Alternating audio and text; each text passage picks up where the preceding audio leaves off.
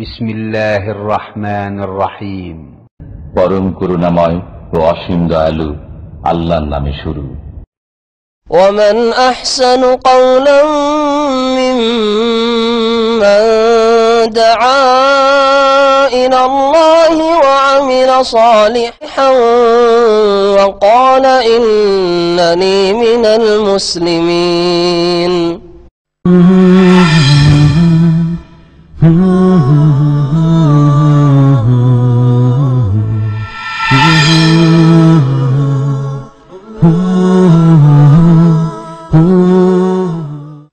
السلام عليكم ورحمة الله وبركاته. إن الحمد لله نحمده ونستعينه ونستغفره ونعوذ بالله من شرور أنفسنا ومن سيئات أعمالنا من يهده الله فلا مضل له ومن يضلل فلا هادي له وأشهد أن لا إله إلا الله وحده لا شريك له وأشهد أن محمدا عبده ورسوله صلى الله تعالى عليه وعلى آله وصحبه وسلم تسليما كثيرا. أما بعد فقد قال المؤلف رحمه الله تعالى باب قول الله تعالى فلما آتاهما صالحا جعل له شركاء فيما آتاهما فتعالى الله عما يشركون. قال ابن حزم رحمه الله تعالى اتفقوا على تحريم كل اسم معبد لغير الله كعبد عمرو وعبد الكعبة وما أشبه ذلك حاشا عبد المطلب. وعن ابن عباس رضي الله عنهما في الآية قال لما تغشها آدم حملت فأتاهما إبليس فقال إني صاحبكم الذي أخرجتكم من الجنة لا تطيعنني أو لا أجعلن له قرني أيل فيخرج من بطنك فيشقه ولا أفلن يخوفهما سمياه عبد الحارث فأبايا أن يطيعاه فخرج ميتا ثم حملت فأتاهما أيضا فقال مثل قوله فأبايا أن يطيعاه فخرج ميتا ثم حملت فأتاهما فذكر لهما فأدركهما حب الولد فسمياه عبد الحارث فذلك قوله جعل له شركاء فيما أتاهما رواه ابن أبي حاتم رحمه الله تعالى إلى آخره. আল্লাহ পাকের সমস্ত প্রশংসা যে আল্লাহ পাক রব্বুল আলামিন একক, যার কোনো কিছুতেই কোনো শরিক নেই, যার সত্তাতেও শরিক নেই, যার গুণাবলীতেও শরিক নেই, যার কাজেও কোনো শরিক নেই, যার ইবাদত বন্দেগীতেও কোনো শরিক অংশীদার নেই। আল্লাহ পাক এক, ওয়াহদাহু লা শারিক। সালাত এবং সালাম নাযিল করেন মুহাম্মদ রাসূলুল্লাহ সাল্লাল্লাহু আলাইহি সাল্লামের উপর, যিনি আল্লাহ পাকের তৌহিদ আল্লাহ পাকের জমিনে প্রতিষ্ঠার উদ্দেশ্যেই শেষ রাসূল হয়ে সমস্ত মানুষ এবং জিনের উদ্দেশ্যে প্রেরিত হয়েছেন। আজকে আমাদের দর্শের বিষয়বস্তু কিতাবুত তৌহিদ থেকে শুরু হবে অধ্যায় এমন একটি যার বিষয়বস্তু হচ্ছে আল্লাহ ছাড়া অন্যের গোলামি প্রকাশ করে, দাসত্ব প্রকাশ করে এমন কোন নাম রাখা ছেলে মেয়েদের, এর হুকুম। এটা হচ্ছে আনুগত্যের শিরক এবং আল্লাহ পাকের নিয়ামতের অকৃতজ্ঞ হওয়া, না শুকরি করা। যদিও বিশ্বাস না থাকে, অন্তরে এরকম বিশ্বাস নেই যে আমার ছেলেরা আল্লাহ ছাড়া অন্যের কারো দাস, অন্যের গোলাম, অন্যের বান্দা, আল্লাহ পাকের বান্দা বলে বিশ্বাস আছে, কিন্তু নাম যদি রাখা হয় ওই রকম শিরকি নাম, তাহলে এটা হচ্ছে কথার শিরক, যাতে আনুগত্যের শিরক প্রকাশ পায় আর আল্লাহর নিয়ামতের কুফরি মানে অকৃতজ্ঞতা হয়। আল্লাহ পাক দান করলেন আর দাসত্ব প্রকাশ করছেন ছেলের নামে বা মেয়ের নামে অন্যের। এইভাবে এই অধ্যায়টি সম্পর্ক রয়েছে কিতাবুত তাওহীদের সাথে। এই অধ্যায়ে লেখক আয়াত নিয়ে এসেছেন সূরাতুল আরাফের আয়াত নম্বর 190। এই আয়াতের সাথে তার আগের আয়াত 189 এর সম্পর্ক রয়েছে, সুতরাং দুটো আয়াতেরই তাফসীর করব। তারপরে ইমাম ইবনে হাজম রাহমাতুল্লাহ আলাইহির উক্তি বর্ণনা করে আব্দুল্লাহ বিন আব্বাস রাদিয়াল্লাহু তাআলা আনহুমা থেকে আয়াতের তাফসীরে যা বর্ণিত হয়েছে সুনানে ইবনে আবি হাতিম মে তা বর্ণনা করেছেন, কিন্তু সেই হাদিসটি সহিহ না জয়ীফ, ভিত্তিহীন, এই বিষয়টি আজকে ইনশাআল্লাহ তাআলা পেশ করব গবেষণামূলক, যাতে মুহাক্কিকগণ, গবেষকগণ কি বলেছেন। কারণ বড়দের সম্পর্কে অন্ধ অনুসরণ, গতানুগতিক। এত বড় লেখকরা লিখেছেন, এত বড় আলেমে লিখেছেন, এত বড় ইমামে লিখেছেন, এত বড় মুজাদ্দিদ সংস্কারক লিখেছেন, অথবা সাহাবী আব্দুল্লাহ বিন আব্বাস রাদিয়াল্লাহু তাআলা আনহুমা থেকে তাফসীর বর্ণিত, মুজাহিদ থেকে বর্ণিত। এভাবে ধোঁকা খেলে হবে না, দেখতে হবে যে আসল বিষয়টি কি ঠিক কিনা। এই জন্য আজকের দর্শটি এই দিক থেকে অত্যন্ত গুরুত্বপূর্ণ, যাতে আমাদের তাকলিদ, অন্ধ অনুসরণ না থাকে। আমরা কি বলছি কার সম্পর্কে, বিশেষ করে আদম আলাইহিস সালামের কথা এখানে আলোচনা হয়েছে, আদম আর হাওয়া আলাইহিমুস সালাম সম্পর্কে কি বলছি, এই বিষয়টি চিন্তার বিষয়। এটা কি যুক্তিসঙ্গত, দলিল সম্মত কিনা। শুরু করি তাফসীর অধ্যায় থেকে। লেখক আয়াত দিয়ে অধ্যায় কায়েম করেছেন। বলছেন বাবু কওলিল্লাহি তাআলা, এই হচ্ছে মহান আল্লাহর বাণীর অধ্যায়। মহান আল্লাহর বাণী দিয়ে অধ্যায় শুরু করছেন। সবচাইতে ভালো নিজের কথা শুরু করা আল্লাহ পাকের কথা দিয়ে, আর তারপরে রাসূলুল্লাহ সাল্লাল্লাহু আলাইহি ওয়াসাল্লামের কথা দিয়ে। এই জন্য অনেকগুলি অধ্যায়ে লেখক রাহমাতুল্লাহি আলাইহি শুরু করেছেন যে কোনো আলোচনা কোরআনে কারীমের আয়াত দিয়ে। বলছেন মহান আল্লাহর বাণী সম্পর্কে আয়াত। আল্লাহ পাক কি বলছেন, ফালাম্মা আতাহুমা সালিহান। এই আয়াতটুকু যদি শুধু তাফসীর করি তাহলে অসম্পূর্ণ থাকবে, সেই জন্য আগের আয়াতটাও এর সাথে লাগিয়ে দিই। আল্লাহ পাক ইরশাদ করছেন তার আগের আয়াত সূরাতুল আরাফের আয়াত নম্বর 189, হুয়াল্লাযী খালাকাকুম মিন নাফসিন ওয়াহিদা। আল্লাহ সেই সত্তা যিনি তোমাদেরকে এক ব্যক্তি হতে সৃষ্টি করেছেন। তাহলে সমস্ত মানুষকে আল্লাহ সম্বোধন করেছেন খালাকাকুম, হে মানুষ তোমাদের সকলকে আল্লাহ পাক সৃষ্টি করেছেন এক ব্যক্তি হতে। নফসে ওয়াহিদা কে? আদম আলাইহিস সালাম। ওয়া জাআলা মিনহা যাওজাহা, আর তার থেকে আল্লাহ পাক তার জোড়া সৃষ্টি করেছেন। কাকে? হাওয়া আলাইহিস সালামকে। লিয়াসকুনা ইলাইহা, যাতে করে তার স্ত্রীর মাধ্যমে তিনি শান্তি হাসিল করেন, প্রশান্তি লাভ করেন। লিয়াসকুনা সুকুন মানে প্রশান্তি হাসিল করা। পুরুষ স্ত্রী ছাড়া যে শারীরিক আর মানসিক শান্তি রয়েছে সেটা পেতে পারে না। আর ঠিক নারীকেও আল্লাহ পাক ওইভাবে পয়দা, নারীও পুরুষ ছাড়া, স্বামী ছাড়া মানসিক শারীরিক শান্তি পেতে পারে না। লিয়াসকুনা ইলাইহা, আল্লাহ পাক বলছেন ফালাম্মা তাগাশশাহা, অতঃপর যখন আদম আলাইহিস সালাম তার স্ত্রীকে ঢাকলেন, এটা শাব্দিক অর্থ। তাগাশশা মানে ঢেকে ফেলা, আচ্ছাদিত করা, অর্থাৎ যখন পরস্পর মিলিত হলেন, সহবাস করলেন। ফালাম্মা তাগাশশাহা, যখন সহবাস করলেন। হামালাত হামলান খাফিফা, তখন তার স্ত্রী হালকা গর্ভধারণ করল। হামালাত হামলান খাফিফা। ফামাররাত বিহি, আর তা নিয়ে সে চলাফেরা করলো, গর্ভধারণ করে 8 মাস 9 মাস 10 মাস মহিলা চলাফেরা করে পেটে বাচ্চা নিয়ে। ফালাম্মা আসকালাত, আর যখন ভারাক্রান্ত হলো হাওয়া আলাইহিস সালাম, দাওয়াল্লাহ রব্বাহুমা, তখন উভয়ে তাদের প্রতিপালকের কাছে দোয়া করলেন। লাইন আতাইতানা সালেহান, আল্লাহ যদি আমাদেরকে সৎসন্তান দাও। লাইন আতাইতানা সালেহান মানে ওয়ালাদান সালেহান, আমাদেরকে যদি নেক সন্তান দান করো, লানাকুনান্না মিনাশ শাকিরিন, তো অবশ্যই আমরা শুকরগুজারদের অন্তর্ভুক্ত হব, তোমার শুকরিয়া জ্ঞাপনকারীদের দলে শামিল হব। এটা হচ্ছে সূরা আরাফের 189 নম্বর আয়াত। আল্লাহ বলছে ফালাম্মা আতাহুমা সালেহান,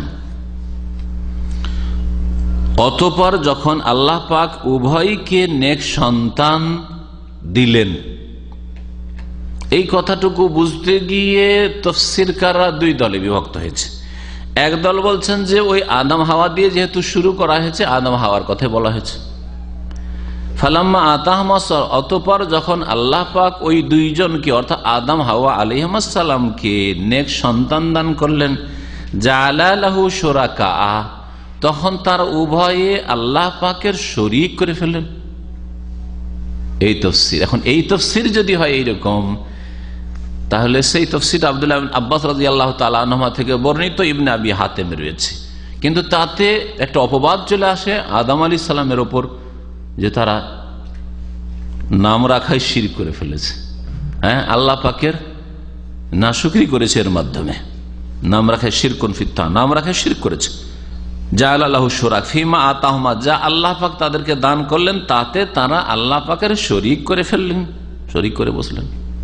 ফাতাআলাল্লাহু আম্মা ইউশরিকুন, মানুষরা এখন ইউশরিকুন কিন্তু বহু বচন, আর দ্বিবচন নেই, তাসনিয়া নেই। ফাতাআলাল্লাহু আম্মা ইউশরিকুন, সুতরাং মানব জাতি যে শিরক করে তা হতে মহান আল্লাহ অনেক ঊর্ধ্বে, তাআলা অনেক ঊর্ধ্বে। আরেক দল তাফসীরকার যারা মুহাক্কিক গবেষক তারা বলছেন যে আগের আয়াতে আল্লাহ পাক একজনের কথা উল্লেখ করলেন, আদম আলাইহিস সালামের কথা, যে প্রথম আদমকে আল্লাহ সৃষ্টি করেন, তারপরে হাওয়ার কথা, তারপরে দুইজনের মেলামেশা সহবাসের কথা, গর্ভধারণের কথা, দোয়া করলেন, দোয়ার কথা যে আল্লাহ যদি নেক সন্তান দান করো তো আমরা শুকর গুজার হব। এটা ছিল আদম আলাইহিস সালাম সম্পর্কে। ফালাম্মা আতাহুমা সালিহান, এখান থেকে আর আদম হওয়ার কথা বলা হয়নি, বরং প্রত্যেক জোড়ার কথা বলা হয়েছে। কিয়ামত পর্যন্ত যত অন্যান্য মানুষরা এসেছে এখন পর্যন্ত আর আসবে কিয়ামত পর্যন্ত, এদের অধিকাংশ লোকের স্বভাব কি? স্বভাব গুমরাহি।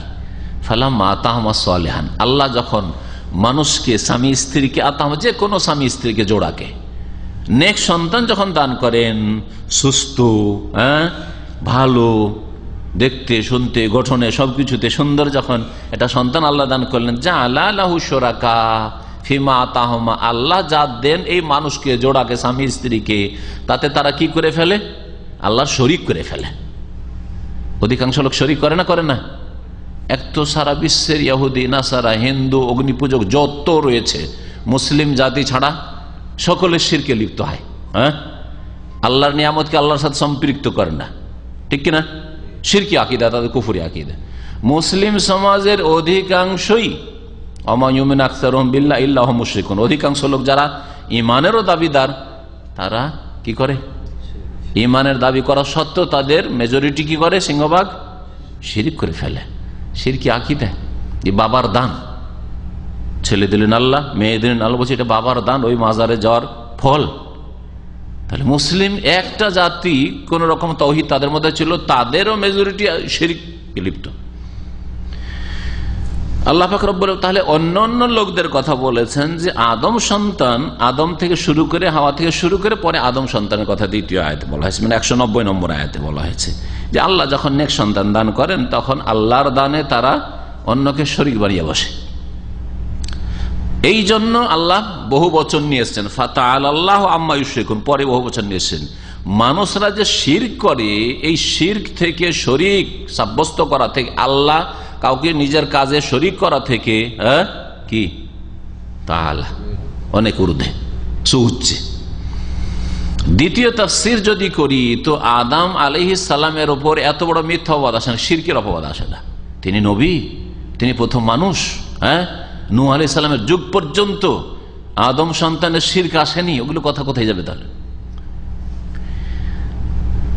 এই ঘটনা ঠিক না ভুল? ঘটনাটি শোনেন তাহলে, তারপরে তখন বুঝবেন যে ঘটনা কি আসলে বর্ণনা করা হয়েছে। এই ঘটনা যারা ইহুদি বা খ্রিস্টান ইসলাম গ্রহণ করেছে নবী সাল্লাল্লাহু আলাইহি ওয়াসাল্লামের জামানায় অথবা সাহাবায়ে কেরামের জামানায়, সাহাবায়ে কেরাম বেঁচে আছেন, ওদের কাছে তাওরাত ইনজিলের বিকৃত যে ধর্ম আর বিকৃত কিচ্ছা কাহিনী তাদের কিতাবে রয়েছে, বাইবেলে রয়েছে, ওগুলোর অনেক জ্ঞান রয়েছে, জগা খিচুড়ি সব ভালো মন্দ সবকিছু তাদের মধ্যে রয়েছে।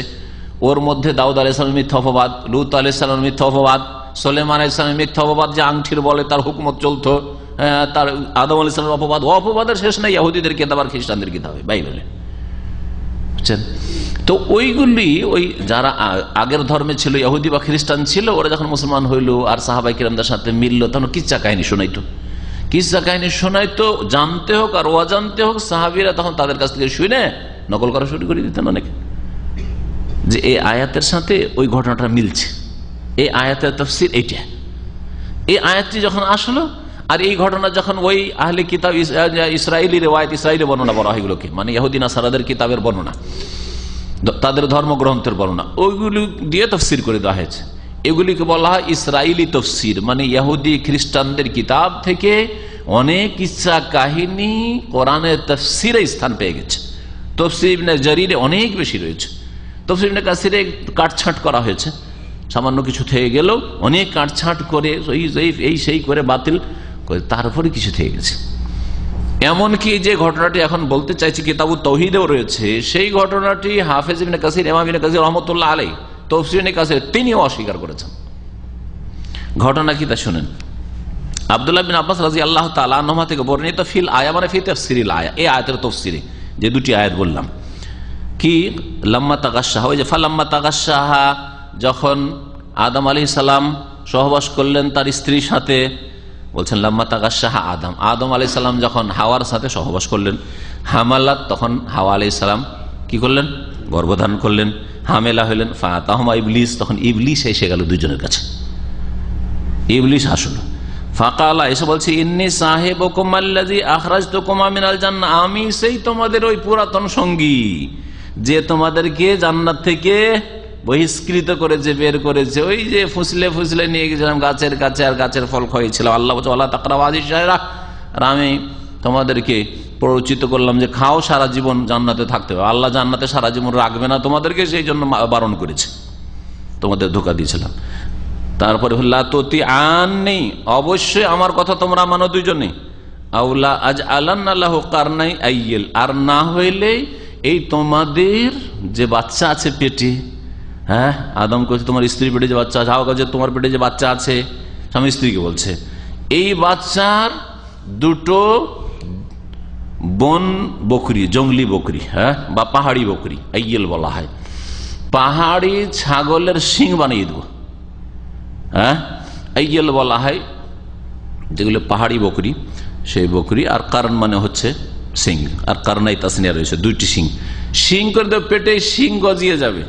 ফায়াখরুজু মিন বাতনিকা, সুতরাং হাওয়া তোমার পেট থেকে বেরোবে বাচ্চা, ফায়াশুক্কুহু, আর তোমার পেটকে ফিরে ফেলবে। ওয়ালা আফআলান্না, অবশ্যই এটা করবো, অবশ্যই এটা করবো, ইবলিস বলল। কিসসা বুঝছেন তো? হ্যাঁ, ভয় দেখাইলো। ইউখাউফুহুমা, স্বামী স্ত্রী দুজনকে, আদম আর হাওয়াকে ভয় দেখাচ্ছে ইবলিস শয়তান। তাহলে সমাধান কি? বলছে এক কাজ করো, আমার কথা শোনো, তাহলে এটা হবে না, আমার কথা মানলে তোমাদের কোনো ক্ষতি হবে না। সাম্মাইয়াহু আব্দুল হারিস, এই ছেলে জন্মিলে ওর নাম আব্দুল হারিস রেখে দিও। আর হারিস হচ্ছে ইবলিসের অপর নাম, ইবলিস শয়তানের নাম হচ্ছে হারিস, আব্দুল হারিস রেখে দাও। হারিসের বান্দা আব্দুল্লাহ, আব্দুর রহমান না রেখে আব্দুল হারিস রাখো, তাহলে আমি ক্ষতি করব না। ফাবায়া, আদম আর হাওয়া দুজনে অস্বীকার করলেন আইয়তিহ, তার কথা মানতে। ফাখারাজা মাইয়াতান, প্রথমবার বাচ্চা মৃত পেট থেকে বেরোলো, ভূমিষ্ঠ হইল, পেট থেকে বেরোলো, মাইয়াতান মৃত বাচ্চা, শিশু।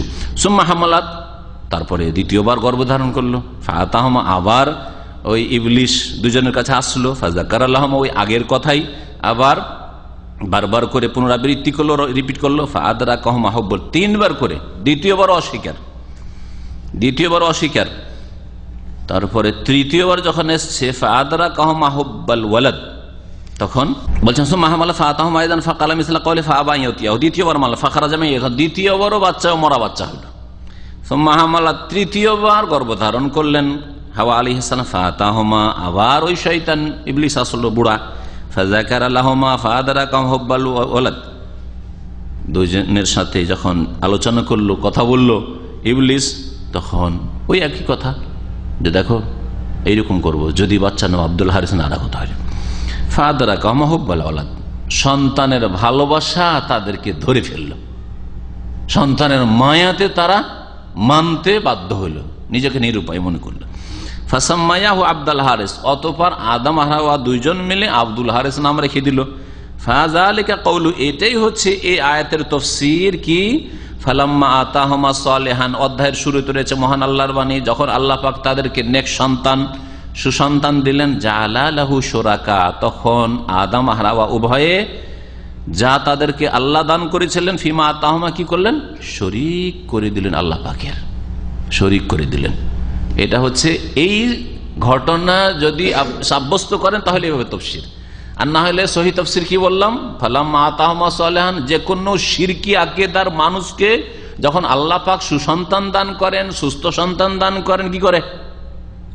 কেউ মাজারে নিয়ে যায়, কেউ বলে এটা বাবার দান, এর আগে গিয়েছিলাম, আর না হলে আমি চিনি ব্যক্তিগত বেশ কিছু লোককে তার মধ্যে একজন বাচ্চা হইতেই নিয়ে গেল তার এক মাজারে, স্বামী স্ত্রী দুজনে, অথচ অফিসার মানুষ, আল্লাহ হিদায়াত করে এদেরকে।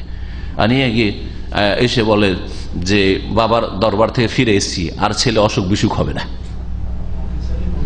জি হ্যাঁ, দুনিয়ার অফিসার, আখেরাতের জিরো এরা, দুনিয়ার হিরো আখেরাতের জিরো। দুনিয়ার মন্ত্রী, মিনিস্টার, এমপি, আখেরাতের হিরো এরা দুনিয়ার, আর আখেরাতের হচ্ছে জিরো, এরা সিফির। যার কাছে দিনের জ্ঞান নেই, তৌহিদের জ্ঞান নেই, আকিদার জ্ঞান নেই, আল্লাহ পাকের কোরআন হাদিসের জ্ঞান নেই, তো তাদের অবস্থা এরকম হবে, শয়তান ওদেরকে বিভ্রান্ত করবে। তো এখানে তাহলে যে বলছিলাম যে সহিহ তাফসীর, যে মানুষ মুশরিক শিরকি আকিদার মানুষরা কি করে, আল্লাহর দানে শরিক করে ফেলে। দান করলেন আল্লাহ আর শরিক করে ফেলে, কেউ কথায় শরিক করে, কেউ কাজে শরিক করে, হ্যাঁ, কেউ আকিদায় বিশ্বাসে শরিক করে, বিভিন্ন রকমের শরিক করে ফেলে, কেউ নাম রাখায় শরিক করে ফেলে। ফাতারাল্লাহু আম্মা ইউশরিকুন। তো বলছে ফাজ আলাইকা কওল, এটাই হচ্ছে আল্লাহ পাকের বাণীর তাফসীর। এই ঘটনা জাআলা লাহু শুরাকা ফিমা তাহমা রাহু ইবনে আবি হাতিম, হাদিসটি ইমাম আব্দুর রহমান ইবনে আবি হাতিম বর্ণনা করেছেন। হাদিসটা সহিহ না যঈফ উখতুলিফা ফি সিহাতিহি, এই হাদিসের সহিহ যঈফ হওয়ার সম্পর্কে দ্বিমত রয়েছে।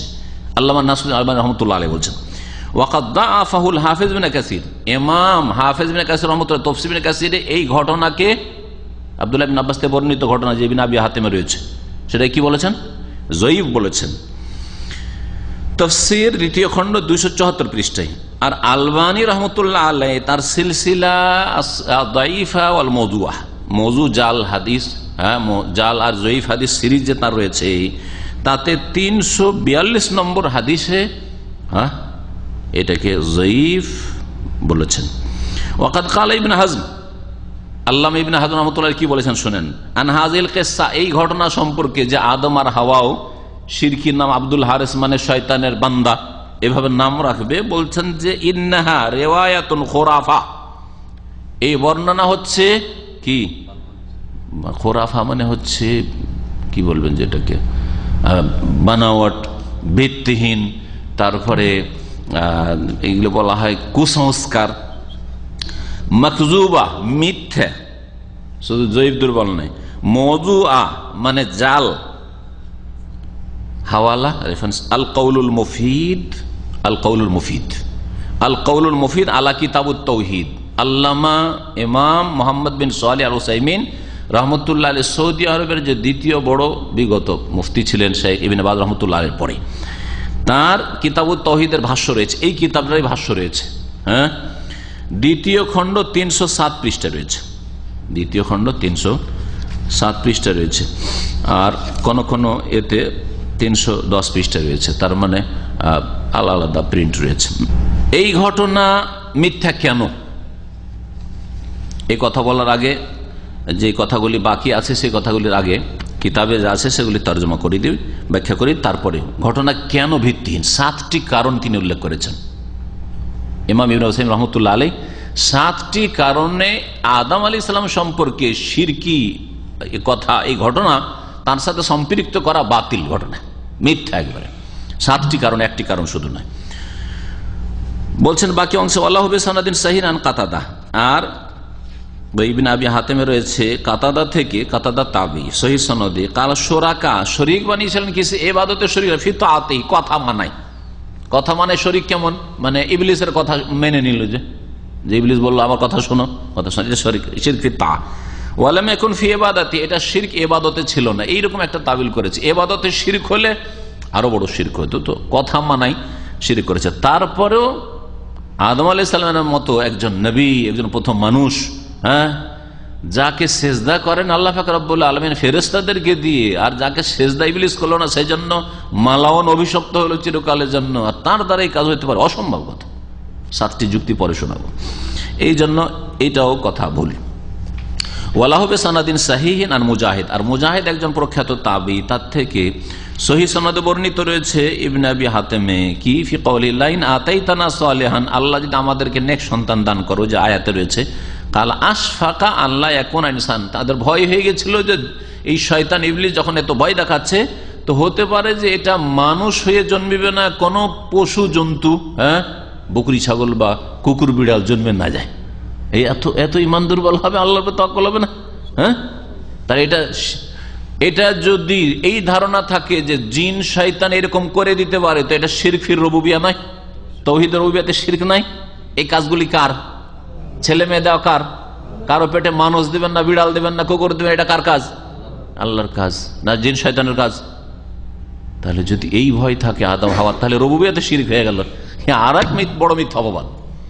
সুতরাং এসব তাফসীর, এগুলো ইসরায়েলি তাফসীর, এসব চলবে না। কালা আল আশফাক আল্লাহ ইয়াকুনা ইনসান, এই কথা যদি ঠিক থাকে তাহলে রুবুবিয়্যাহ তারা শিরক করেছে। ওয়া যাকারা মানাহু, আর এই অর্থই বর্ণনা করেছেন হাসান বসরি থেকে আর সাইদ বিন মুসাইয়্যিব থেকে গায়রুহু অন্য থেকে। এমন ভাবে প্রভাব বিস্তার করেছে কিছু ইসরায়েলি ইহুদি নাসারাদের কিতাবের বর্ণনা মুসলিম সমাজে, যে যেমন একটা মিথ্যাকে হই হই করে আজকাল ইনকিলাব জিন্দাবাদ, ইনকিলাব এটা তো মনে হচ্ছে এটি ভালো, এটি ঠিক, তাই না? আজকাল মানব রচিত বিধানকে মনে করা হয়েছে যে এটা কত সুন্দর জিনিস, কারণ সারা বিশ্ব তারই গোলামি শুরু করেছে। হ্যাঁ, মুসলিম কোরআনকে এত মহব্বত করে যে বুকে লাগায়, মুখে লাগায়, চুমা দেয়, কি করবে দিশা পায় না। আর কোরআনের আইনে বাস্তবায়ন করা তৌফিক হয় না, শুধু ওই চুমা দেওয়া পর্যন্ত তাদের সীমিত। মানব রচিত বিধানে বিশ্বাস আর তারই খেদমত করছে। তাহলে একটা মিথ্যাকে, এই জন্য ওলামারা বলছেন একটা মিথ্যাকে যদি 50 বার বলা হয়, হ্যাঁ হ্যাঁ হ্যাঁ হ্যাঁ, তো এটা মানুষ সত্য মনে করতে লাগে, ঠিক কিনা? একটা বাতিলকে যদি সবাই মিলে হই হই হই করে বলে এটাই ঠিক, এটাই ঠিক, তো ওইটা কি ঠিক মনে করবে মানুষ? সবাই যখন বলছে তো এটাই ঠিক, হয়তো এই হচ্ছে আসল বিষয়টা। ধোঁকা খাওয়ার বিষয় নয় যে কিতাবুত তাওহীদে ঘটনা রয়েছে সেই জন্য সহিহ হইতে হবে, কারণ তাকলিদ, অন্ধ অনুসরণ হারাম। অন্ধ অনুসরণ করা, অন্ধ ভক্ত হওয়া কারো জায়েজ নয় যদি দলিল বিপরীত থাকে। এই জন্য আমার মতো সাধারণ একজন এর বিরোধিতা করছে না, বরং আল্লামা ইবনে উসাইমিন রাহমাতুল্লাহ আলাইহি শক্তভাবে বিরোধিতা করেছেন এই বানাওয়াট কিসসার, আর তারপর 7টি যুক্তি পেশ করে এটাকে বাতিল ঘোষণা করেছেন। শোনাবো ইনশাআল্লাহ। যদি এই ঘটনা সহি হইতো তাহলে তাদের থেকে কিছু মাসলা মাসাইল বের হতো, কিন্তু ঘটনা আমাদের কাছে সহি নাই। তবে এখানে ইবনে হাজম রাহমাতুল্লাহ আলাইহির কথাটির তাফসীর ব্যাখ্যা করি, যেটা বলিনি। কালা ইবনে হাজম, ইমাম ইবনে হাজম রাহমাতুল্লাহ বলছেন, ইত্তাফাকু আলা তাহরিমে কুল্লি ইসবিন মুআব্বাদিন লিগাইরিল্লাহ। সমস্ত উলামাদের ঐক্যমত রয়েছে, হানাফি, শাফি, মালিকি, হাম্বলি, মুহাদ্দিসিন, ফুকাহা, সমস্ত আলেম ওলামা একমত। একমাত্র কবর পূজারী একমত হবে না। তাদের মৌলভী হুজুরদের নাম আব্দুর রসুল, আব্দুল নবী, আব্দুল মোস্তফা। হ্যাঁ, জি হ্যাঁ, তাহলে তারা ওলামা না, এরা হচ্ছে ওলামায়ে সু। এরা জাতিকে গুমরাহকারী, দোয়াতুন আলা আবওয়াবে জাহান্নাম, জাহান্নামের দিকে ডাকছে, যা শিরকি আকীদা রাখে, শিরকি নাম রাখে, আর যারা কবর মাজারের সেবা যত্ন করে, খেদমত করে। আল্লাহ পাকের দিনের খাদেম যারা হানাফি, শাফি, মালিকি, হাম্বলি, যারা অরিজিনাল হানাফি, শাফি, মালিকি, হাম্বলি আর অরিজিনাল ফুকাহা আর মুহাদ্দিসিন, বলছেন সমস্ত উলামাদের ইত্তেফাক, ঐক্যমত রয়েছে। এই ইবনে হাজমকে শুনে রাখেন, ইনি হচ্ছেন আন্দুলুসের মুহাদ্দিস আলেম। আন্দুলুস ইসলামী নাম, যেটাকে আজকাল বর্তমানে বলা হচ্ছে স্পেন বলা হচ্ছে। মুসলিম শাসন ক্ষমতা কয়েকশো বছর ধরে ছিল সেখানে, 500-এরও বেশি। তখন তার নাম আন্দুলুস ছিল। খ্রিস্টানরা যখন বড়ই জুলম অত্যাচার করে, আর এপ্রিল ফুলে, এই যে ফুল মানে বোকা, মুসলিমদেরকে বোকা বানাইলো এই অভিশপ্তরা, আর মুসলিম বোকারা এক শ্রেণীর, তারা নিজেরা আবার এপ্রিল ফুল করে। জি, তারাকে বোকা বানিয়েছে, তাদের পূর্বপুরুষদেরকে বোকা বানিয়েছে। মসজিদে ঢুকে যাও, তোমাদের নিরাপত্তা দেবো, তোমাদেরকে আর মারবো না। মসজিদে ঢুকে গেছে, মসজিদ সহ সমস্ত নারী পুরুষকে জ্বালিয়ে দিয়েছে। এই অভিশপ্ত জাতি, এই গাদ্দার জাতি এরা। জি হ্যাঁ, তো স্পেনে যখন পতন হলো মুসলিমদের অনৈক্যের কারণে আর বিভিন্ন পাপের কারণে, আল্লাহ পাকের আযাব মানুষ আসে, বিশেষ করে ঐক্য না থাকলে মুসলিমদের মধ্যে, আরও বিভিন্ন রোগ। তো যখনই খ্রিস্টানরা দখল করলো, নাম দিয়ে দিল তার স্পেন। জি হ্যাঁ, স্পেন সাহাবায়ে কেরামদের যুগেই সেখানে ইসলাম পৌঁছে গিয়েছিল। ইসলাম পৌঁছে গেছিল বনু উমাইয়াদের যুগেই সেখানে ইসলাম পৌঁছে গেছিল। তার নাম আবু মোহাম্মদ আলী ইবনে আহমদ ইবনে সাইদ ইবনে হাজম ইবনে হাজম আর কুরতুবি। বড় একটি শহর, প্রসিদ্ধ শহর আন্দুলুস, স্পেনের কর্টোবা। সেখানে ইউনিভার্সিটি ছিল, ইসলামিক ইউনিভার্সিটি, কর্টোবা ইউনিভার্সিটি। মুসলিমদের কাছে ইহুদি খ্রিস্টানদের ছেলে মেয়েরা পড়তে আসতো, ছেলেরা লেখাপড়ার জন্য আসতো। আর আজকে মুসলিমরা কাফেরদের ইউনিভার্সিটিতে পড়ার জন্য যাচ্ছে। এ হচ্ছে মুসলিমদের অবস্থা। আল্লাহর দিন থেকে যখন সরে গেছে, তো আল্লাহ পাক রব্বুল আলামিন তাদেরকে তাদের মাথার উপর, তাদের আর কাঁধে গোলামি চাপিয়ে দিয়েছেন। তো তার ইন্তেকাল ইমাম ইবনে হাজম জাহেরি তার ইন্তেকাল হচ্ছে 456 হিজরিতে, 456 হিজরিতে, 5ম শতাব্দীর লোক। তো তিনি বলছেন যে সমস্ত উলামাদের ঐক্যমত রয়েছে, ইত্তেফাক রয়েছে কি আলা তাহরিমে কুল্লে ইসমিন মুআব্বাদিন লিগাইরিল্লাহ, আল্লাহ ছাড়া অন্যের ইবাদত প্রকাশ করে, গোলামি প্রকাশ করে, দাসত্ব প্রকাশ করে এমন নাম রাখা হারাম। এমন নাম রাখা হারাম যেই নামে আল্লাহ ছাড়া অন্যের গোলামি। আব্দুর রসুল, রসুলের বান্দা; আব্দুল মোস্তফা, মোস্তফার বান্দা; আব্দুল হুসেন, হুসেনের বান্দা। হ্যাঁ, বোঝা গেছে না? আল্লাহ 99টা নামের একটা নামের সাথে আব্দুল লাগাইতে হবে। আব্দুল্লাহ, আব্দুর রহমান, আব্দুল খালেক, আব্দুল তাওয়াব, হ্যাঁ, আব্দুল সামাদ, এগুলো কিন্তু কোন মানুষের সাথে নবী রসুল, কেউ যদি আব্দে ইব্রাহিম, ইব্রাহিমের বান্দা, হ্যাঁ, আব্দে মোহাম্মদ, এগুলো হচ্ছে শিরকি নাম, এগুলো হারাম। যেমন আব্দে আমর, আব্দুল কাবা, কাবার বান্দা; আব্দুল রব্বিল কাবা, আব্দে কাবা নাই। হামাস বাহাজাল, এইরকম যে কোনো নাম হোক না কেন, আল্লাহ যা অন্যের গোলামি প্রকাশ করে, দাসত্ব প্রকাশ করে, বন্দেগী প্রকাশ করে, এমন নাম রাখা হারাম, শিরকি নাম, কথার শিরক, যদিও অন্তরে বিশ্বাস না থাকে। বলছেন না না, আল্লাহরই গোলামি করি, তো নাম শ্রদ্ধাতে রাখলাম যে আব্দুর রসুল, আব্দুল হোসেন, শ্রদ্ধাতে। হাসা আব্দুল মোত্তালেব, তিনি বলছেন আব্দুল মোত্তালেব নামটি ব্যতি রেখে, একমাত্র আব্দুল মোত্তালেব নামটি ছাড়া, অর্থাৎ আব্দুল মোত্তালেব নামটি বৈধ, বৈধ আব্দুল মোত্তালেব নাম নবী সাল্লাল্লাহু আলাইহি ওয়াসাল্লাম উল্লেখ করেছেন, সেই জন্য বৈধ, এই কথাটিতে সকলে একমত নন। এই একদল তো বলছেন যে আব্দুল মুত্তালিব রাখা যাবে। কেন রাখা যাবে? ওরা যুক্তি পেশ করেছে যে এটা আব্দ মানে বান্দা নয়, আব্দ মানে হচ্ছে ওই কৃত দাস। মুত্তালিব যখন, মুত্তালিব রাসূলুল্লাহ সাল্লাল্লাহু আলাইহি সাল্লামের দাদার নাম কি ছিল? দাদার নাম কি ছিল? জোরে বলেন। Abdul Muttalib. আব্দুল মুত্তালিব বাপের নাম কি? হাশেম। হাশেমেরা কয় ভাই ছিল? 4 ভাই ছিল। মাশাআল্লাহ, কিছুটা তো বেরোক আপনাদের, তার বাকিটা আমি আছি। হ্যাঁ, একজন হাশেম হয়ে গেল তাহলে। হ্যাঁ, আর আরেকজন ছিল মুত্তালিব। আব্দুল মুত্তালিব না, মুত্তালিব। হ্যাঁ, হাশেম তো আব্দুল মুত্তালিবের বাপ, আর হাশেমের আর এক ভাইয়ের নাম হচ্ছে কি? মুত্তালিব। হ্যাঁ, আল মুত্তালিব বা মুত্তালিব বলেন। আর আরেক ভাইয়ের নাম ছিল আব্দে শামস, আর আরেকজন নাম ছিল নৌফল। নৌফল, এই 4 ভাই। নৌফল, বনু নৌফল, এই নৌফল গোত্র আর আব্দে শামস গোত্র, এই দুটো গোত্র সবসময় রাসূলুল্লাহর সাথে দুশমনি করেছে। তারা ইসলাম গ্রহণ করতে চায়নি, বিরোধিতা, চরম বিরোধিতা করেছে, যার ফলে তাদের সাথে দূরের সম্পর্ক সবসময় নবী সাল্লাল্লাহু আলাইহি ওয়াসাল্লামের আলে বাইতের সাথে। ওদেরকে আলে বাইতে ইমাম শাফিঈ রাহমাতুল্লাহ অনেকে গণ্য করেনি, কারণ এরা 13 বছরের মক্কি জিন্দেগিতে কোনো সহযোগিতা করে না। পরে মক্কা বিজয়ের পরে নিরুপায় অনেকে মুসলমান হয়েছে, ভালো মুসলমান হয়েছে, পরে যখন কুফরি শিরক মক্কা থেকে নিশ্চিহ্ন হলো, কিন্তু তারা সহযোগিতা করেনি। কিন্তু মুত্তালিবের বংশধর, হাশেমের বংশধর মতো অনেকেই তারা সহযোগিতা করেছে, আর কিছু কুফরিও করেছে। তাহলে আব্দুল মুত্তালিবের সাথে মুত্তালিবের কিসের সম্পর্ক? হ্যাঁ, কে বুঝাচ্ছে? চাচা ভাতিজার সম্পর্ক। কিসের সম্পর্ক? মোহাম্মদ বিন আব্দুল্লাহ বিন আব্দুল মুত্তালিব। নবী সাল্লাল্লাহু আলাইহি ওয়াসাল্লাম দাদার নাম কি? Abdul Muttalib. আব্দুল মুত্তালিবের বাপের নাম কি বললাম? হাশেম। হাশেমের বাপের নাম হচ্ছে আব্দুল মুনাফ। আব্দুল মুনাফের 4 ছেলে বললাম। তাহলে হাশেমের এক ভাইকে মুত্তালিব বললাম। মুত্তালিবের ভাতিজা কে হচ্ছে তাহলে? আব্দুল মুত্তালিব, নবী সাল্লাল্লাহু আলাইহি ওয়াসাল্লামের দাদা। যখন হাশেমের ইন্তেকাল হয়ে যায়, হাশেমের ইন্তেকাল হয়ে যায় ওই সময় সফরেই, তো ওই সময় এই যে আব্দুল মুত্তালিব, ওর নাম ছিল শাইবা। আব্দুল মুত্তালিব নাম ছিল শাইবা। এর মামা বংশ হচ্ছে মদিনার, মদিনাতে মামাদের বাড়িতে ছিল। এখান থেকে ওর চাচা মুত্তালিব ভাবলো যে আমার ভাই মারা গেছে, তো ভাতিজাকে কেন ওর মামাদের বাড়ি রাখবো, আমরা নিজের ঘরে নিজের বাড়িতে নিয়ে যাবো, মাতৃভূমিতে মক্কা নিয়ে যাবো। এই মক্কা নিয়ে গেল। মক্কায় যখন ঢুকতে যাচ্ছে সেই সময় সবাই দেখলো যে আরে মুত্তালিব, কারণ বংশ তো সম্ভ্রান্ত বংশ, নবীর বংশ, আব্দুল মুনাফের বংশ, হাশেমের বংশ, এগুলো সম্ভ্রান্ত বংশ। আরে মুত্তালিব কাকে নিয়ে আসছে রে? একটা ছোট বাচ্চা, এটা তো ওর গোলাম, কিন্তু দাস। তখন দূর থেকে দেখে বলেছিল হাজা আব্দুল মুত্তালিব, মানে ওই বাচ্চাটাকে দেখে বলেছিল মুত্তালিব নিয়ে আসছে আর ওর ভাতিজাকে কি বললো, চেনা না, যেহেতু কেউ চেনে না, এখানে মামার বাড়ি মানুষ হয়েছে, বলছে হাজা আব্দুল মুত্তালিব, মানে মুত্তালিবের এটা হচ্ছে গোলাম কৃতদাস। ওই যে লোকেরা বলল, ওই থেকে নাম পড়ে গেল সাইবার, রসুলের দাদার কি আব্দুল মুত্তালিব, মুত্তালিবের কি কৃতদাস, গোলাম, এই নামটা পড়ে গেল।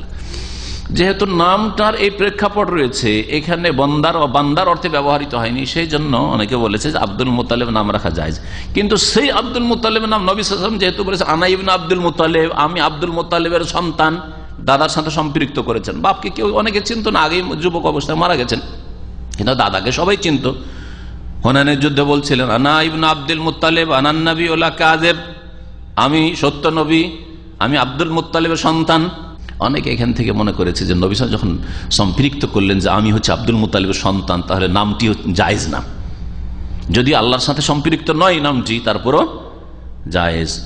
আর অনেকে জায়েজ কি অর্থ বললো, যে আব্দ মানে এখানে বান্দা নয়, আব্দ মানে হচ্ছে কৃতদাস, আব্দুল মুত্তালিবের দাস।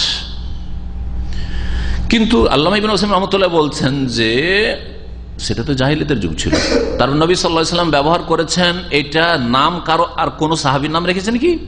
আগের নাম ছিল সেটা মিন বাবিল ইখবার, সংবাদ দিয়েছেন, কুফরি যুগের শিরকের যুগের নাম। এখনই বলে আব্দুল শামস, আব্দুল শামস ছিল আর এক দাদার, হ্যাঁ 4 দাদার মধ্যে এক দাদার নাম কি ছিল? আব্দুল শামস, মানে সূর্যের বান্দা, ঠিক কিনা? সূর্যের আবার কিসের গোলাম হয়? তো আব্দুল শামস, সূর্যের বান্দা, শিরকি নাম ছিল। তো নাম নকল করেছে, খবর দিয়েছে, মানে এই না যে নাম রেখেছেন নবী সাল্লাল্লাহু আলাইহি ওয়াসাল্লাম, নাম রাখেননি, সুতরাং এটাও জায়েজ নাই। আব্দুল মুত্তালিব নামরা আজকে অনেক মুসলিমরা কিন্তু বাংলাদেশি বা ভারতে কি করে, আব্দুল মুত্তালিব নাম রাখে, এই নাম রাখা জায়েজ নাই। এটা হচ্ছে গবেষক ওলামাদের ফতোয়া, যদিও বিষয়টিতে ইখতিলাফ রয়েছে। তো এখানে ইবনে হাজমের মত হচ্ছে যে আব্দুল মুত্তালিব নাম রাখা যেতে পারে বা এটা চলবে, কিন্তু অন্য নাম রাখা হারাম। কিন্তু অন্যান্য ওলামারা যেমন বলেন ইবনে ওসাইমিন রাহমাতুল্লাহ আলাইহি, তার কিতাব আল কওলুল মুফিদ, যে সবচেয়ে বড় শারহ আমি বলতে পারি, ভাষ্য কিতাবুত তাওহীদ, তাতে বলছেন এই নাম রাখাও জায়েজ নাই। এখন একটা কথা যে বলছিলাম সেটা কি, যে আদম আলাইহিস সালাম সম্পর্কে এই যে শিরকি কাজের ঘটনা, যে বাচ্চা বাঁচাবার জন্য নাম রেখে দিল আব্দুল হারিস ছেলের, হ্যাঁ হারেসের গোলাম বা হারেসের বান্দা, এই ঘটনা কি সহিহ? বলছেন আল্লামা ইবনে ওসাইমিন রাহমাতুল্লাহ আলাইহি, হাযিহিল কিসসাতু বাতিলাতুন মিন ওজু, এই কিসসাটি কয়েকটি কারণে বাতিল। কয়েকটি কারণে কি বাতিল? প্রথম কারণ আল-ওয়াজহুল আউয়াল আন্নাহু লাইসা ফি যালিকা খাবরুন সাহিহুন আন নবী সাল্লাল্লাহু আলাইহি ওয়াসাল্লাম ওয়া হাযা মিনাল আখবার আল্লাতী লা তুতালাক্কা ইল্লা বিল ওয়াহী। বলছে যে এই ঘটনা কোন সহিহ সনদে বর্ণিত নয়, না কোরআনে কারীমে আছে, না কুতুবুস সিত্তা বুখারী মুসলিম আবু দাউদ নাসাই তিরমিজি ইবনে মাজাহ আছে, কোন সহিহ সনদে বর্ণিত নাই। ইবনে আবি হাতেম আছে, সনদটাই নিয়ে দিমাতে এমন বিষয়টা দিয়ে একটা আকীদার বিষয় সাব্যস্ত করে দিবেন যে আকীদার ভুল ছিল আদমের মধ্যে।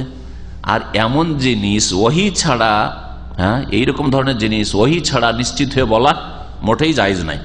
ওয়াকাদ কালা ইবনে হাজম আন হাযিল কিসসা, এই কিসসা সম্পর্কে ইবনে হাজম বলেছে ইন্নাহা রিওয়ায়াতুন খুরাফাতুন মাকযুবাতুন মাওদুআ, যেমন বললাম যেটি হচ্ছে খুরাফাত, গাঁজাখড়ি আর মিথ্যা কথা আর জাল।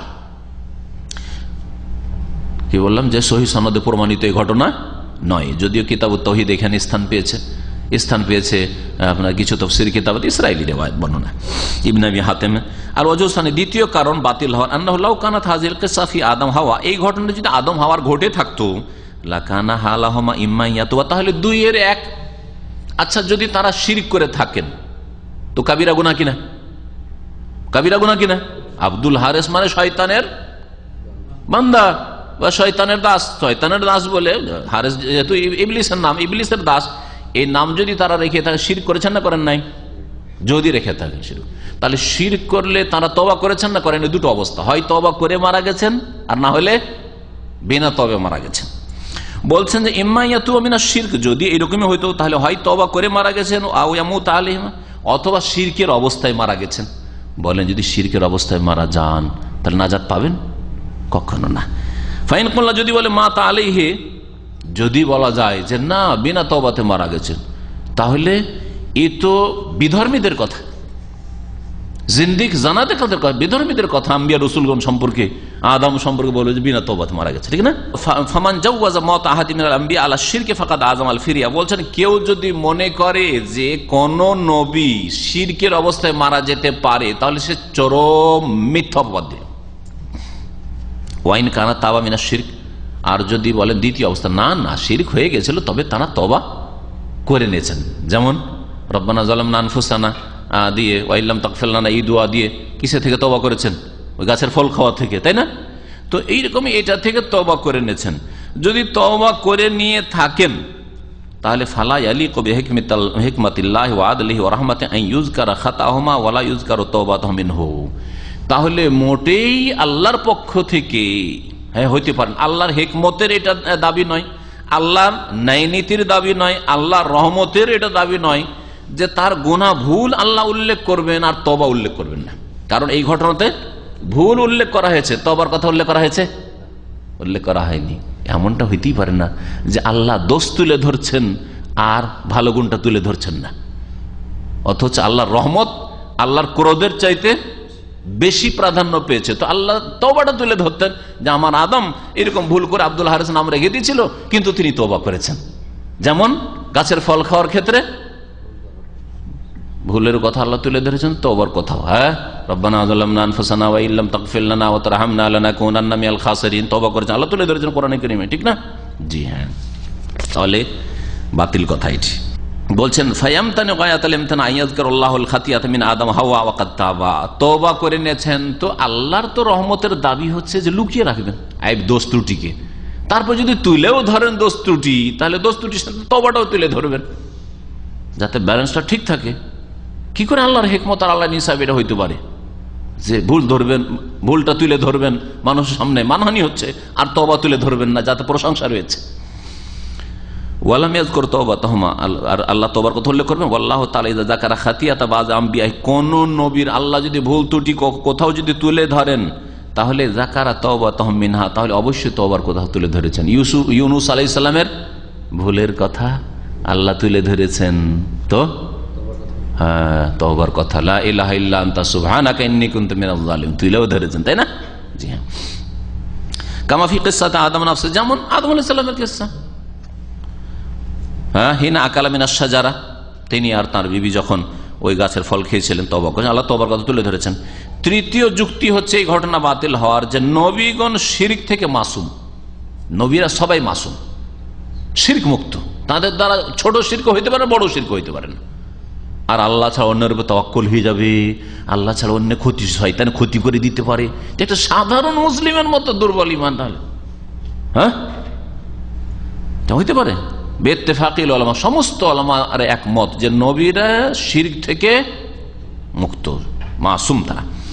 চতুর্থ যুক্তি এই ঘটনা বাতিল হওয়ার, আন্নাহু সাবাতা ফি হাদিসে শাফা, আচ্ছা শাফাতের হাদিসে, বৃহৎ শাফাতের হাদিস আছে যে কিয়ামতের মাঠে, হাসরের মাঠে সবাই যখন ত্রাহি তারাহি হাহাকার অবস্থা, কে আমাদেরকে উদ্ধার করতে পারবে, কে আমাদের সুপারিশ করতে পারে, কে আমাদের সুপারিশ করতে পারে, এই করতে করতে সবাই বলে চলো প্রথম মানুষের কাছে, যে আদমের কাছে, আদম আলাইহিস সালামের কাছে সবাই মিলে গিয়ে সমস্ত উম্মতের লোক দরখাস্ত করবে যে আনতা আবুনা আদম, আপনি আমাদের পিতা, আর আপনাকে আল্লাহ নিজের হাতে সৃষ্টি করেছেন, এই সেই প্রশংসা করার পরে বলবেন আমাদের জন্য আল্লাহর কাছে একটু সুপারিশ করেন। আদম আলাইহিস সালাম বলবেন যে নাফসি নাফসি, আমি আমার নিয়ে ব্যস্ত আছি, যাও ইযহাবু ইলা গায়রি, আর কাউকে খোঁজো, আর কাউকে খোঁজো। কেন বলছে আমি যে একটা গুনাহ করেছি, ওই যে গাছের ফল খেয়েছিলাম, আল্লাহ বারণ করেছিলেন ওয়ালা তাকরাবু হাযা, সেই জন্য আল্লাহর কাছে যেতে আমি লজ্জিত, আমি যেতে পারবো না। বলেন গাছের ফল খাওয়া বড় অপরাধ না শিরক করা বড় অপরাধ? শিরক করা বড় অপরাধ। তো তিনি যে সুপারিশ করতে সাহস করছেন না, তখন ছোট ভুলটা উল্লেখ করছেন আর বড় ভুলটা উল্লেখ করবেন না, বোঝা গেছে? তাহলে বোঝা গেল যে ঘটনায় আসলে এ টু জেড বাতিল, এই ঘটনাই ভিত্তিহীন। আসলে আদম আলাইহিস সালাম থেকে এরকম কিছু ঘটেইনি। আউজুল খামিস, 5 নম্বর খণ্ডন, আন্না ফি হাযিল কিসসাতি আন্না শাইতান জা ইলাইহিমা, এই ঘটনাতে কি মজার কথা, ওই ঘটনাতে রদ আছে। দেখেন ঘটনা পড়ে দেখেন, ঘটনা বলছে যে শয়তান আসলো, আসার পরে বলছে যে আমাকে চেনো, ইন্নী সাহিবুকুম আল্লাযী আখরাজতুকুম মিনাল জান্নাহ, আমি ওই যে তোমাদের সাথী, তোমাদেরকে জান্নাত থেকে বের করেছি, তোমাদের পেটে যে বাচ্চা আছে ওর নাম আব্দুল হারিস রাখো, না হলে শিং বের করে দেবো আর ফেড়ে বেরিয়ে যাবে, মাও মারা যাবে আর বাচ্চাও পশু জন্মিবে। হ্যাঁ, এরকম করে কি করবে? কাউকে যদি বলতে আসে তো সাজিয়ে মিষ্টি করে কথা পেশ করবে, না এত তিক্ত করে পেশ করবে? বলেন, কাউকে যদি মানাইতে হয় কোনো কথা তো মিষ্টি ভাষা দিয়ে মানাইতে হবে, না এইরকম করে? হ্যাঁ, মিষ্টি ভাষাতে। এটা মিষ্টি ভাষা হইল যে আগে থেকে জানো, আমাকে চেনো, আমি তোমাদের বন্ধু না, আমি তোমাদের দুশ্মন, ওই যে জান্নাত থেকে বের করেছি, এরকম করে বলবে নাকি? হ্যাঁ, বলেন দেখি। আরে ভাই, কেউ যদি আমাকে দাওয়াত দিতে আসে আর এসে বলে যে শেখ জানেন আমি সেই ব্যক্তি যেই ব্যক্তি আপনার কট্টর শত্রু, কালকে আপনার দাওয়াত নেব, দাওয়াত নাকি? না, ও পাগল এভাবে দাওয়াত দিবে। আরে ধোকা দিতে হইলেও বলবে যে না হিতাকাঙ্ক্ষী, আপনার দরদি, গুমরাহ ছিলাম, হেদায়েত হয়েছে, ইত্যাদি ইত্যাদি। ঠিক না? মুনাফিকি চরিত্র অবলম্বন করতে হবে। বলছেন ওই কথা শোনেন, ইবনে ওসাইমিন রাহমাতুল্লাহ আলাইহি ভাষায় বলছে এই ঘটনাতে রয়েছে আন্না শয়তান জাইলাম, শয়তান আসলু আদম হাওয়ার কাছে আসার পর আনা সাহেবকুম আল্লাযী আখরাজতুকুম মিনাল জান্নাতি, আমি তো তোমাদের ওই সঙ্গী যে জান্নাত থেকে তোমাদের বের করেছি। ও হাযা লা ইয়াকুলুহু মান ইউরিদুল ইগওয়া, কেউ যদি গোমরাহ পথভ্রষ্ট করতে চায় তো এইভাবে ধমক দিয়ে কথা বলবে, হ্যাঁ, ভীতি প্রদর্শন, ভয় দেখে কথা বলবে। ওয়া ইন্নামা ইয়াতি বিশাইইন ইউকাররিবু কবুল কওলি, এমন কিছু মিষ্টি ভাষা নিয়ে আসবে যাতে করে তার কথাটা কবুল করতে চায়, গ্রহণ করতে চায়। আল ওয়াজহু সাদিস, 6 নম্বর খণ্ডন হচ্ছে আন্না ফি কওলি ফি হাযিল কিসসাতি লা আজআল্লানা লাহু কারনাই আইল, যদি আমার কথা না মানো তাহলে পাহাড়ি বকরির শিং বের করে দেব তোমার বাচ্চার মাথায়। ইম্মা আন ইয়াসদুকা আন্না যালিকা মুমকিন ফি হাক্কিহি ফাহাদা শিরকুন, ইম্মা ইউসাদ্দিকা আন্না যালিকা মুমকিন ফি হাক্কি ফাহাদা শিরকুন ফি রুবিবা। আচ্ছা, এই কথা যখন শয়তান বলল, ধরে নিলাম যে শয়তান বলল যে যদি আমার কথা না মানো তাহলে কি করব? তোমার বাচ্চার মাথায় কি দুটা শিং বেরিয়ে যাবে আর পেট ফেটে বেরিয়ে যাবে। যদি এই কথা আদম হাওয়া বিশ্বাস করে তাহলে কি হবে? আল্লাহর কাজে শিরিক হয়ে গেল না? হ্যাঁ, ভালো মন্দ, সুসন্তান দেবেন, কুসন্তান দেবেন, শিংওয়ালা না বিনা শিংওয়ালা, মানুষ রূপে আমার বাচ্চা পেট থেকে বেরোবে না কুকুর শিরগাল আর বকরির রূপে, এটা দেনওয়ালা কে? আল্লাহ দাতা। এই কথা কি আদমের বিশ্বাস ছিল না? আর আপনার আমার বিশ্বাস আছে? হ্যাঁ, আদমের ঈমান কি আপনার আমার মতো ছিল না নাকি? আদম আলাইহিস সালাম এইরকম রুবুবিয়্যাতে শিরক করবেন? যদি আদম হাওয়া বিশ্বাস করেন ফাহাদা শিরকুন ফি রুবুবিয়্যাহ, তাহলে আল্লাহর কাজে শিরিক করা, শিরক আকবার, ইসলাম থেকে বের হয়ে যাবে। এই শিরিক তো কাফের মুশরিকরা করতো না, ওরাও বলতো যে খালেক, সৃষ্টিকর্তা, রিজিক দাতা, হ্যাঁ সবকিছু আল্লাহ, তারা ইবাদতে শিরক করতো আরব মুশরিকরা। লিআন্নাহু লা ইয়াকদিরু আলা যালিকা ইল্লাল্লাহ, কারণ কারো ছেলেকে এইরকম ভাবে পেটে করা এটা একমাত্র আল্লাহর কাজ, আল্লাহ ছাড়া কেউ করতে পারে, ইবলিসও করতে পারে না, কেউ করতে পারে না। আওলা ইউসাদ্দিকা, অথবা বিশ্বাস যদি না করে, ফালা ইউমকিনু আন ইয়াকবালা কাওলাহু, যদি বিশ্বাস না করে, আর এটাই ঠিক যে যদি বিশ্বাস না করে তাহলে ফালা ইউমকিনু আন ইয়াকবালা কাওলাহুমা, হ্যাঁ, যদি বিশ্বাস না করে তাহলে তার কথা গ্রহণ করবে না, তাহলে আব্দুল হারিস নামই রাখবে না, তোমার কথা বিশ্বাসই করি না, মৃত্যুক তুমি। একবার আমাদের জান্নাত থেকে বের করেছে, আর কত আমরা গুনাহগার হয়ে আল্লাহর কাছে দোয়া করে তওবা হয়েছে, আর আবার তুমি গুনাহ করার জন্য এসেছো, তাহলে ওর কথা মানতো না, যাও ভাগো, তাড়িয়ে দিত। আল ওয়াজহুল সাবে বলে 7ম খণ্ডন হচ্ছে আয়াতের শেষ অংশ।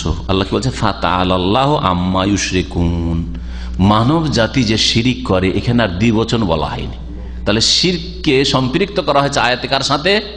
সমস্ত মানুষের সাথে। মানুষ মুশরিকদের সাথে, যারা মুশরিক মানুষ তাদের সাথে।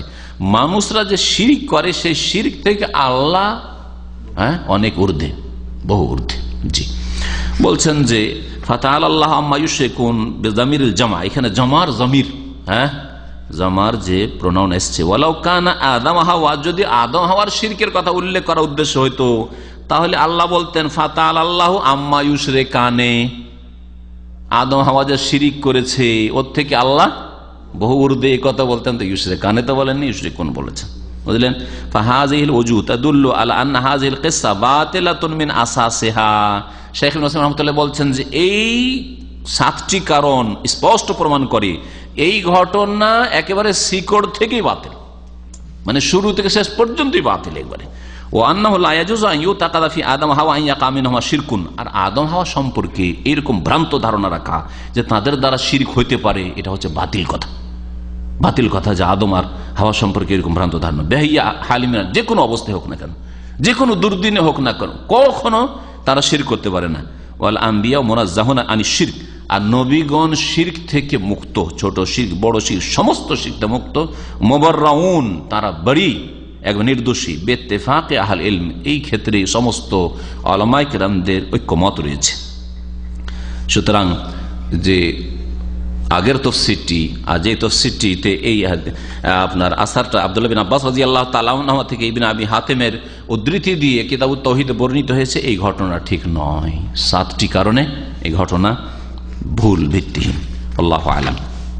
আল্লাহ পাক রব্বুল আলামিন যেন আমাদেরকে তাওহীদ বুঝার তৌফিক দান করেন, আর তাওহীদের উপর আল্লাহ পাক যেন কায়েম রাখেন। আল্লাহ পাক রব্বুল আলামিন আমাদেরকে সমস্ত রকমের শিরক থেকে, বিদআত থেকে, গুমরাহি থেকে বেঁচে থাকার যেন তৌফিক দান করেন। 5 ওয়াক্ত সালাতের হেফাজতের তৌফিক দান করেন। আল্লাহ দ্বীনের সহি জ্ঞান হাসিল করার তৌফিক দান করেন, দ্বীনের অনুসরণ করার তৌফিক দান করেন, কোরআন সুন্নাহর ইত্তেবা করার আল্লাহ পাক তৌফিক দান করেন। আল্লাহ পাক দুনিয়ার বালা মুসিবত থেকে, ফিতনা থেকে বাঁচিয়ে রাখেন। আল্লাহ পাক রব্বুল আলামিন ঈমান আমলের হেফাজতের তৌফিক দান করেন। দিনের ফিতনা, দুনিয়ার ফিতনা, সমস্ত ফিতনা থেকে আল্লাহ পাক বাঁচিয়ে রাখেন। ফিতনার যুগে আল্লাহ পাক রব্বুল ঈমান আমলের হেফাজতের তৌফিক দান করেন, দ্বীন ইসলামের হেফাজতের তৌফিক দান করেন, ছেলে মেয়েদের হেফাজত করে আল্লাহ পাক তৌফিক দান করেন। আল্লাহ পাক রব্বুল সমস্ত রকমের জালেমদের ফিতনা থেকে আল্লাহ পাক যেন বাঁচিয়ে রাখেন। রব্বানা লা তাজআলনা ফিতনাতাল লিল কওমিজ জালিমিন। আল্লাহ জালেমদের ফিতনায় আমাদেরকে ফেলে দিও না। রব্বানা লা তাজআলনা ফিতনাতাল লিল কওমিজ, জালেমদের ফিতনায় আমাদেরকে আল্লাহ পাক লিপ্ত করিও না, ফেলে দিও না। আল্লাহ পাক রব্বুল আলামিন যেন আমাদের সার্বিক হেফাজত দান করেন। আল্লাহ পাক আমাদের সকলকে জান্নাতুল ফিরদৌস যেন দান করেন। সুবহান রাব্বিকা রব্বিল ইজ্জাতি আম্মা ইয়াসিফুন ওয়া সালামুন আলাল মুরসালিন ওয়া আলহামদুলিল্লাহি রাব্বিল আলামিন। আরও মজার কথা, যখন নামের কথা আমাদের এক ভাই জিজ্ঞেস করলেন, তখন মজার কথা যে আমাদের অনেক ভাইয়েরা বিভিন্ন দেশ থেকে, বিভিন্ন এলাকা থেকে টেলিফোন করে নামের ব্যাপারে। আর নাম ছেলে একটা মেয়ের রাখবে, এত যত্নবান নামের ক্ষেত্রে, মাশাআল্লাহ। অর্থের দিকে যত্নবান না, কিসের ক্ষেত্রে যত্নবান বলছি? মায়ের নামের প্রথম অক্ষর নিতে হবে আর বাপের নামের প্রথম অক্ষর নিতে হবে। বোঝা গেছে? মায়ের নামের প্রথম অক্ষর আর বাপের নামের প্রথম অক্ষর হইতে হবে। নামের অর্থ যা হবে তাই হোক, কিন্তু এটা মিলাইতে হবে। যদি এর নাম রাসলান থাকে তো এর নামে কিছু একটা হইতে হবে, রাজলান কিছু একটা হইতে হবে, মোট কথা রা থাকতে হবে। মায়ের নামে যদি মাইমুনা থাকে তো মিমটাকে কোন নাম করে নিয়ে আসতে হবে। তো দুটোকে তো প্রথমে রাখা যায় না, তো রায়ের পরে ম কোন একটা কিছু করতে হবে। আস্তাগফিরুল্লাহ। তো এইরকম কেন এগুলো? এসব তাকাল্লুফ আর এইসব ফালতু কাজ, অনার্থক কাজ, লাগো এগুলো লাগো। মুমিন মানুষ অনার্থক কথা কাজ থেকে বেঁচে থাকে, এগুলো ফালতু কাজ। আসলে নাম রাখবেন আল্লাহর সাথে সম্পৃক্ত করে নাম রাখেন, সবচেয়ে ভালো। আর না হলে যে কোনো নবীর নাম রাখেন, সবচেয়ে ভালো। দুটো নাম সবচেয়ে ভালো। মেয়েদের নামের ক্ষেত্রে নবী সাল্লাল্লাহু বিবিদের নাম রাখেন, না হয় মেয়েদের নাম রাখেন, না হয় সাহাবী মেয়েদের নাম রাখেন, সবচেয়ে ভালো। আর তারপরে যে কোনো বৈধ নাম জায়েজ আছে, যে কোনো বৈধ নাম জায়েজ আছে, কোনো অসুবিধা নেই। জি, আল্লাহ পাক রব্বুল আলামিন কি দুয়ার মাধ্যমে তাকদীর পরিবর্তন করেন? আপনাকে দুয়ার নির্দেশ করা হয়েছে, পরিবর্তন করেন না করেন, কিন্তু দোয়া করতে বলা হয়েছে। দোয়াটা একটা মানুষের তদবির, প্রচেষ্টা। যেমন আপনাকে সমস্ত অনিষ্ট থেকে বেঁচে থাকার জন্য শারীরিক মানসিক প্রচেষ্টা লাগবে, তেমনি দুয়ার প্রচেষ্টা লাগবে, দুটো লাগবে। তাকদীর কেউ কেউ বলেছেন যে কিছু তাকদীর আছে যে দোয়াতে অথবা বাপ মায়ের সেবা যত্ন করায় বা আত্মীয়দের সাথে সুসম্পর্কে পরিবর্তন হইতে পারে, বালা মুসিবত দূর হইতে পারে, হয়তো ওগুলো মুআল্লাক তাকদীর। মুআল্লাক যেমন তাকদীরকে দুই ভাগে ভাগ করেছে। কিন্তু যদি দেখা যায় যে কোন একটা বিপদ আপদ আসলো, তাহলে জানতে হবে যে অতি আবার কল্যাণ আছে। দোয়া করলে আপনার বিপদ আপদ আসবে না এমন কথা নেই। নবী সাল্লাল্লাহু আলাইহি ওয়াসাল্লামের বিপদ আপদ এসছে, আম্বিয়া রাসূলগণের বিপদ এসছে, তাদেরকে জেলে যেতে হয়েছে, ইউসুফ আলাইহিস সালামকে জেলে যেতে, তার আগে দোয়া করেন নাই। কিন্তু কথা হচ্ছে যে তাতে কল্যাণ ছিল, তাতে কল্যাণ ছিল। জেল থেকে বেরিয়ে এসছেন নির্দোষী, সবাই জেনেছে যে নাম্বার ওয়ান লোক। এত চেষ্টা করেছে জুলেখা, একটু এদিক ওদিক করতে পারেনি ওকে, ঠিক কিনা? মুক্ত হয়ে বেরিয়ে এসছেন। তো অনেক দুঃখ কষ্ট বালা মুসিবতে আবার কল্যাণ আছে, কল্যাণ আছে। দোয়াটাও তকদিরে আছে, ওটাও তকদিরে আছে যে আপনি দোয়া করবেন সেজন্য। আল্লাহ কি জানে না যে আপনি দোয়া করবেন কি করবেন না? ওটাও জানে আল্লাহ রাব্বুল আলামিন। আপনি কি মনে করেন যে আল্লাহ জানেন না আর আপনি হঠাৎ করে একটা কাজ করে ফেলছেন, তখন আল্লাহ এরকম করলেন না? উমর রাদিয়াল্লাহু তাআলা আনহু শাম দেশে যেতে ইচ্ছা করেছিলেন, যাচ্ছিলেন, আর শুনতে পেলেন যে ওখানে প্লেগ শুরু হয়েছে, মহামারী, বসন্ত, আর খুব লোক মারা যাচ্ছে। রাস্তাতে ফিরে গেলেন, তো অনেক সাহাবা বললেন যে এইরকম কেন করলেন আপনি? আল্লাহর তকদির থেকে পালিয়ে আসছেন। আল্লাহ যদি তকদির রাখে তো আপনাকে রাস্তা তো এই মহামারী ধরতে পারে আর মদিনাতে ধরতে পারে, তা আপনি কেন ফিরে চলে সামদেশে ঢুকলেন না কেন? তখন তিনি বলেছেন আতাফের রমিন কাদারিল্লাহ, তাকে যারা এতরাজ করেছিল তার বলেছে আল্লাহর তকদির থেকে পালাচ্ছেন নাকি? তখন তিনি বলছেন নাফের রমিন কাদরিল্লাহ এলা কাদারিল্লাহ, আল্লাহর তকদির থেকে আল্লাহর তকদিরের দিকে পালাচ্ছি। মানে আমার ওখান থেকে ফিরে অত কিছু দূর যাওয়াটাও তকদিরে ছিল, আর ফিরে আসাটাও আল্লাহর তকদির। বুঝা গেছে? চেষ্টা করতে বলা হয়েছে। কেউ যদি সতর্ক রাস্তা দেখে জোরে গাড়িটা আসছে, যদিও অনেকটা দূরে আছে কিন্তু খুব স্পিডে গাড়িটা আসছে, সেজন্য দাঁড়িয়ে গেল। আর এক বেকুব যদি বলে যে আপনি কি আল্লাহর তকদিরকে ভয় করেন সেজন্য দাঁড়িয়ে গেলেন নাকি? হ্যাঁ, আর এইখানে সতর্ক হয়ে দাঁড়িয়ে যাওয়াটাই হচ্ছে তকদির আপনার। এটা আপনাকে তদবির করতে বলা হয়েছে, তাকদীরের সাথে তদবির মানে প্রচেষ্টা করতে বলা হয়েছে। প্রচেষ্টা, দোয়াটাও একটা প্রচেষ্টা, মেহনত। যেমন আপনার শারীরিক মানসিক মেহনত লাগবে, ওই রকম দোয়ারও মেহনত লাগবে। তো আপনার আব্বার খেদমতের জন্য যদি একটা মাস হজে আসবেন, যদি আপনার কোনো বোনকে রেখে দিতে পারেন, এইভাবে যদি করাইতে পারেন তো ভালো। যদি আর্থিক সচ্ছলতা মায়ের থাকে তাহলে হজ ফরজ। যদি হজ ফরজ হয়ে গিয়ে থাকে তার ব্যক্তি মালে, আপনার টাকা দিয়ে নয় আর আপনার বাপের টাকা দিয়েও না, যদি আপনার আম্মার জমি জায়গা এতটা আছে যাতে হজ ফরজ, ওনার নামে জমি আছে বা ব্যাংক ব্যালেন্স আছে, তাহলে তার হজ ফরজ আছে, তখন আর স্বামীর অনুমতি লাগবে না। তবে মাহরাম অবশ্য লাগবে। স্বামী আসতে না পারলে আপনার মায়ের বাপ বা আপন ভাই, বা আপনারা কোনো এক ছেলের সাথে আসলেন, এইরকম কোনো সাথী সঙ্গী লাগবে। যদি সাথী সঙ্গী ওইরকম মাহরাম স্থায়ীভাবে যার সাথে বিবাহ শাদী হারাম এইরকম যদি না পাওয়া যায়, তাহলে শর্ত পুরা হয়নি, আপনার মায়ের উপর হজ ফরজ হয়নি। বুঝলেন কথা? আপনার খরচ দিয়ে হজ করাবেন, মায়ের ব্যক্তিগত মালিকানায় কিছু নেই না, তাহলে হজ নফল, হজ ফরজ নাই। যদি মনে করেন যে নিয়ে আসবো ঠিক আছে, আর না হলে দেখেন যদি সুস্থ হয়ে যায়, দুইজনে সুস্থ হয়ে একসাথে আসতে পারে, তো তাহলে জরুরি নাই হজে নিয়ে আসা। ওর চাইতে বড় স্বামীর খেদমত করা ফরজ, হজ নফল। এখানে যেহেতু আপনার পয়সা দিয়ে হজ, আর স্বামীর খেদমত করা ফরজ, তো ফরজে রেখে দেন। আর যদি পরে না আসতে পারে আপনারা বদল হজ করে নিতে পারেন, যখন অচল হয়ে যাবে। চলতি অবস্থায়, সুস্থ অবস্থায় বদল হজ চলে না, হয় মৃত ব্যক্তির বদল হজ চলবে, আর না হলে যারা বিছানা ধরে নিচ্ছে স্থায়ী একেবারে রোগী অচল, ওদের বদল হজ চলবে। সুবহানাকা আল্লাহুম্মা ওয়া বিহামদিকা আশহাদু আল্লা ইলাহা ইল্লা আনতা আস্তাগফিরুকা ওয়া আতুবু ইলাইক। সুবহানা রাব্বিকা রাব্বিল ইজ্জাতি আম্মা ইয়াসিফুন ওয়া সালামুন আলাল মুরসালিন ওয়াল হামদুলিল্লাহি রাব্বিল আলামিন।